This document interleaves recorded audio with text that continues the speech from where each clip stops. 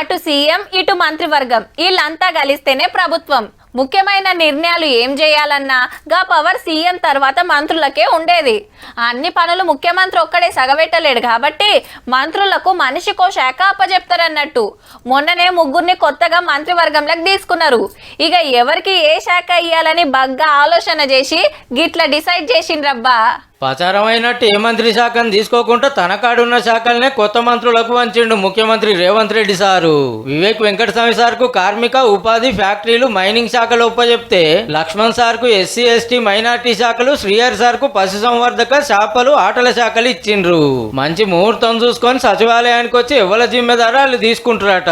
ఇక అప్పుడు CM sir కు కొంత బరువు తగ్గుతుంది. అయితే ఈడో ముచ్చట చెప్పుకోవాలి. కాకా ఫ్యామిలీలో ముగ్గురు మంత్రులు అయితే ముగ్గురు సుత కార్మిక మంత్రులే. 7 మాటలు ఎంపీగా గెలిచిన వెంకటస్వామి సారు సెంటర్ లేబర్ మంత్రిగా ఎన్నో పనులు చేసిండు. ఇవాళ పెన్షన్ స్కీమ్ ఉన్నదంటే అది పెట్టిందే పెద్ద మనిషి.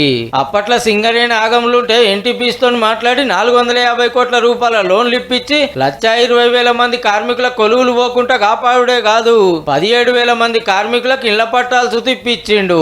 ఇక వైఎస్ రాజశేఖర రెడ్డి కేబినెట్ లో వినోద్ సార్ కూడా కార్మిక శాఖ మంత్రి. నాయనతో వాళ్ళు నడుచుకుంటూ ఎన్నో కార్యాలు చేసిండు. ఇక ఇప్పుడు వివేక్ సారు.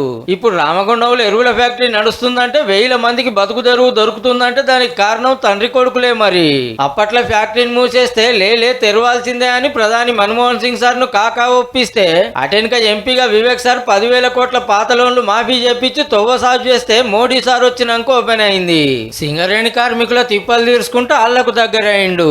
ఇవన్నీ చూసే కార్మికుల మంచి చెడ్డలు అరుచుకునే జిమ్మెదారు ఎత్తినట్టుర్రు.